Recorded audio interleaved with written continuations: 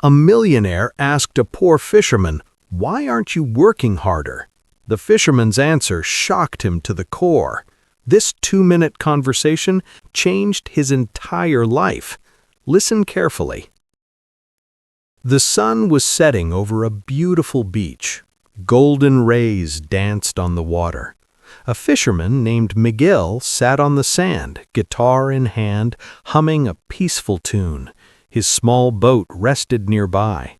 A few fresh fish lay in his basket, enough for the day. Suddenly, a man in an expensive suit walked up. His phone kept ringing. His face looked tired, stressed. This was David, a successful businessman from the city. David looked at Miguel with confusion. "Excuse me," David said, "why are you sitting here? It's only 2 p.m. You could catch more fish." Miguel smiled warmly. "I caught enough, senor. These will feed my family today." David couldn't understand. "But you're wasting time. You could work until evening, catch more fish, sell them, make more money."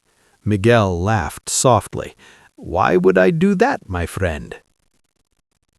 David sat down, intrigued. "Look, I'm a business consultant. Let me help you. If you work longer hours, you'll catch more fish. Then you can buy a bigger boat." "A bigger boat?" Miguel asked. "Then what?" "Then," David continued excitedly, "you hire more fishermen. You build a fleet of boats. In 10-15 years, you'll have a fishing company." Miguel listened patiently. "And after that?" David's eyes lit up. "Then you sell your company for millions. You'll be rich, free. You can retire." "Retire?" Miguel asked. "What will I do then?" David spread his arms.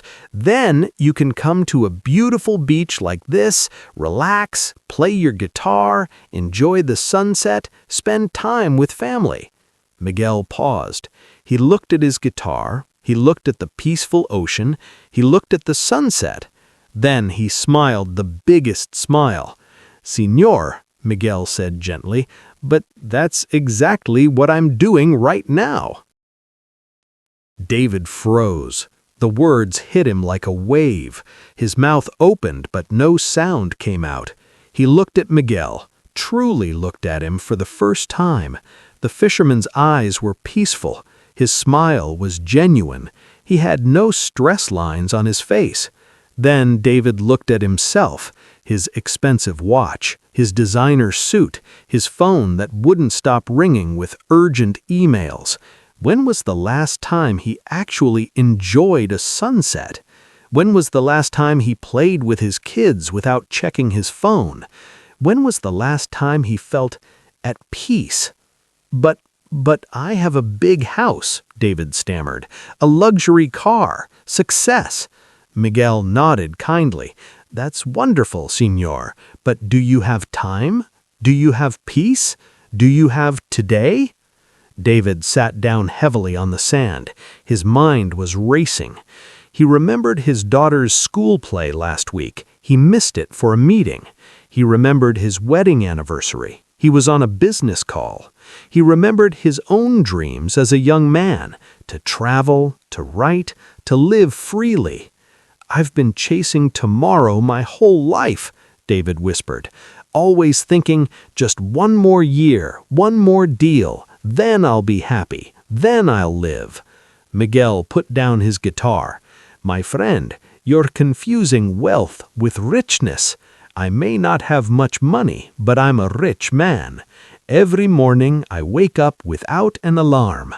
I work enough to feed my family. I play with my children. I sing with my friends. I sleep peacefully." David pulled out his phone. He stared at it, this device that owned him.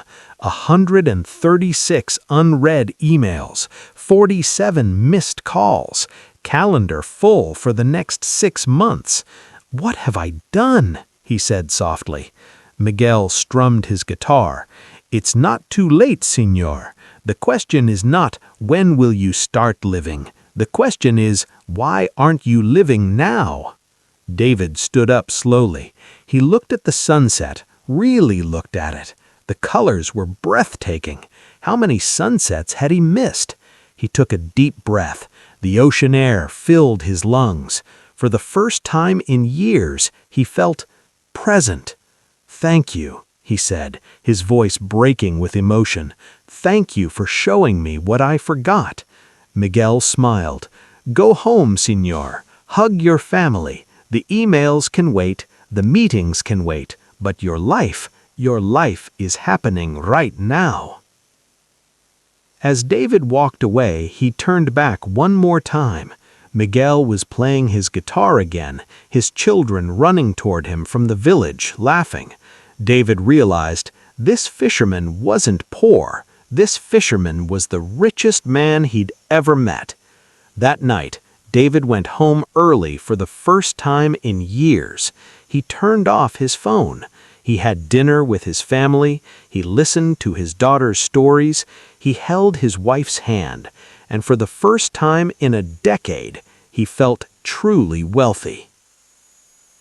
We spend our whole lives climbing the ladder of success, but what if the ladder is leaning against the wrong wall? The fisherman taught us happiness isn't waiting for you in the future. It's not in the next promotion, the next house, the next achievement. Happiness is here, right now, in this moment. Don't wait 20 years to enjoy what you can enjoy today. Don't sacrifice your present for a future that may never come. Because the greatest wealth isn't in your bank account. It's in the moments you're living right now. So, ask yourself, are you truly living or just surviving until someday? Remember, the fisherman is already living the life you're working so hard to achieve. The question is, when will you?